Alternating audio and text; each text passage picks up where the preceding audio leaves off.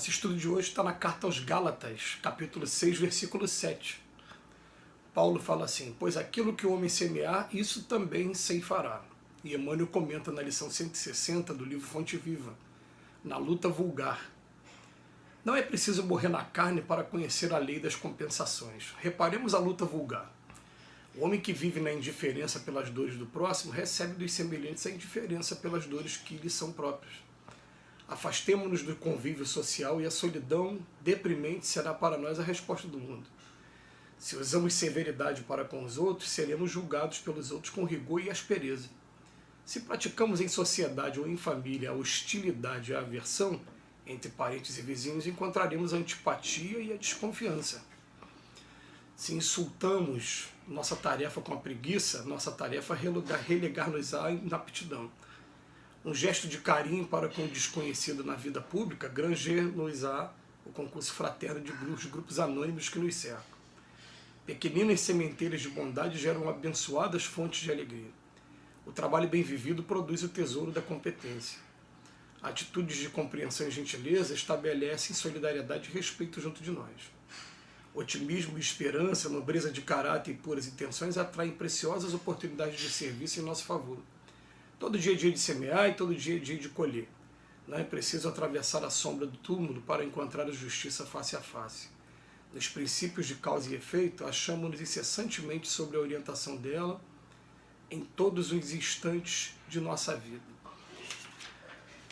Uma lição que fala por si própria, porque está falando de lei de causa e efeito e tendo a preocupação de dizer para a gente que a lei de causa e efeito a gente não vai encontrar só quando a gente chegar do outro lado da vida. A gente encontra com ela o tempo todo, enquanto a gente está encarnado, em cada mínimo gesto, em cada pequena atitude que a gente pratica.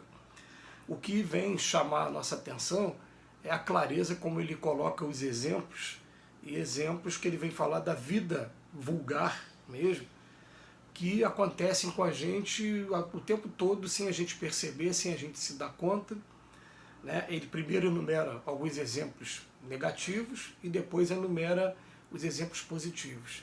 E por incrível que pareça, tem muita gente que às vezes duvida disso, porque para ler, por exemplo, o Evangelho segundo o Espiritismo, e lá vai dizer que o mal sobressai sobre o bem aqui no mundo de expiações e prova, que é o nosso aqui na Terra. Mas ele vem dizer que, por incrível que pareça, que as nossas atitudes boas, elas vão atrair bem mais coisas boas do que o que atrai a atitude ruim.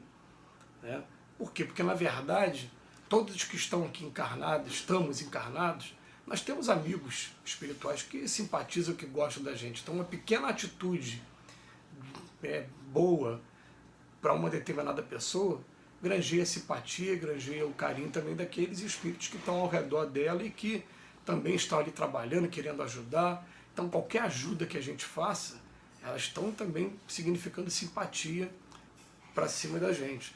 Então ele vem falar para a gente assim, vamos pensar em cada um desses casos aqui, para ver se eles não pegam a gente. E é claro, a gente também chama atenção para uma coisa, é muito comum a gente encontrar nos círculos religiosos de todos os matizes por aí, a pessoa falar assim, poxa, quem deveria estar ouvindo isso aqui era fulano. A gente vai dizer, não, quem deveria estar ouvindo isso aqui é você mesmo, porque se é você que está aqui, é porque Deus quer que você ouça, não o fulano. Vamos pegar aqui, o homem que vive na indiferença pelas dores do próximo, ele também recebe dos semelhantes a indiferença pelas dores dele também. Agora, naturalmente, quando a gente começa a se preocupar com as pessoas, simples atozinho de pegar o aparelho celular e mandar uma mensagem para alguém, como é que você está, tudo bem? A pessoa responde, daqui a pouco a pessoa começa a fazer o mesmo por você, ou então começa a te incluir também nas orações dele, e isso já está sendo uma lei de retorno. Aí depois, afastamo-nos do convívio social e a solidão deprimente será para nós a resposta do mundo. Quando fala se afastar do convívio social, está falando de um lapso de tempo. A gente percebe que até o Cristo mesmo, ele precisava diariamente de um momento para se isolar e fazer a sintonia com o Pai através da oração. Com o Pai e com outros Cristos, como ele também, porque a gente acredita que se ele era o governador, é o governador do nosso planeta, deve ter governador para tudo quanto é lado e para as outras casas, das várias casas da morada do Pai. Mas Ele está falando aqui daquela pessoa que se isola de tudo e de todos, e o que acontece? As pessoas acabam se isolando dela também, ela acaba ficando esquecida também com o tempo, né? Já é o contrário daquela pessoa que fez muita diferença na vida das pessoas e de repente desaparece, alguém vai atrás, né? Vai procurar essa pessoa. Assim, usamos de severidade para com os outros, seremos julgados pelos outros com rigor e aspereza também. Isso é muito comum acontecer, né? As pessoas estão observando o nosso comportamento, se o nosso comportamento está sendo um comportamento agressivo, a gente vai receber agressividade também. Pois se praticamos em sociedade ou em família a hostilidade e a aversão, entre parentes e vizinhos também encontraremos a antipatia e a desconfiança. Atitudes normais, e depois vem, se insultamos nossa tarefa com a preguiça, a nossa tarefa é relegar-nos à inaptidão. Eu tenho preguiça de fazer aquilo, com o tempo eu vou perdendo a habilidade. Aquilo, daqui a pouco eu estou totalmente inapto para fazer uma determinada coisa. Então, são escolhas dentro do livre-arbítrio que cada um tem, que a gente vai tendo com relação a isso aqui. Agora, ele começa a vir para o outro lado. Um gesto de carinho para o desconhecido na vida pública vai trazer não só o concurso fraterno, o concurso fraterno dos grupos anônimos que nos cercam. Olha que coisa interessante. Grupos. A pessoa que a gente não conhece na rua, mas tem grupos anônimos. É aquela coisa, né, a lei do magnetismo também, da atração. A gente atrai para o nosso lado aqueles que têm simpatia também com as atitudes que a gente está fazendo. Então, pequeninas sementeiras de bondade abençoadas geram fontes de alegria. O trabalho bem vivido produz o tesouro da competência e começa a trazer os exemplos positivos. E os exemplos positivos, né, cada vez que a gente vai fazendo, a gente mais vai recebendo, de maneira que aí sim a gente consegue interpretar aquela expressão do Evangelho que é enigmática para muitos. O que não tem, até o pouco que tem, né, vai ser retirado dele.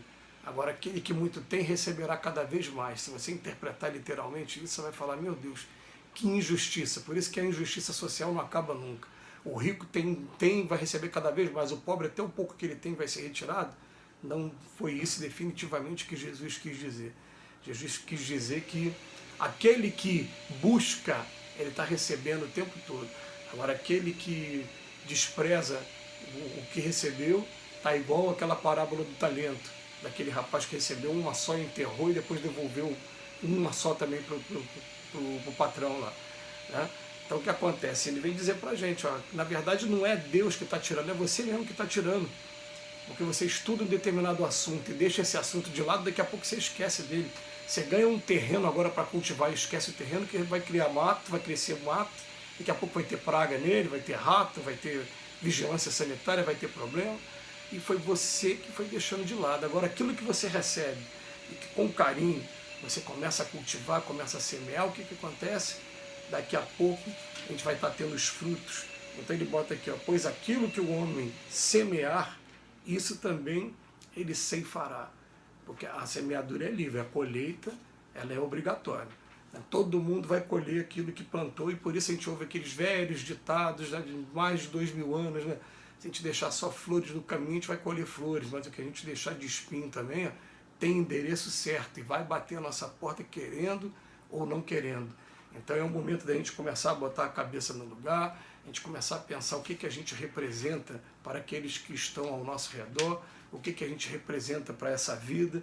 Aliás, uma frase muito famosa, né, não só de presidentes norte-americanos, mas também de alguns ativistas políticos, ele fala assim, aquele que não descobriu um motivo ainda de estar vivo, nem preparado para morrer ele está ainda. Será que a gente já sabe por que a gente está vivo, o que a gente tem feito, o que a gente está fazendo, e também, principalmente, fazer aquele balanço, aquela reflexão, né? Será que o que eu estou fazendo pode ser feito melhor? Será que eu estou no caminho correto? Fica a reflexão para cada um. Mas de maneira que, quando a gente busca as coisas boas buscam a gente. Quando a gente começa a olhar para o fundo do poço também olha para a gente. E a gente vai escolher agora se a gente quer olhar para o céu ou se a gente quer ficar olhando para o charco, para o lodo. É a opção de cada um. O livre-arbítrio, ele é presente de Deus para cada um que vai escolher. Que o Senhor nos abençoe hoje e sempre.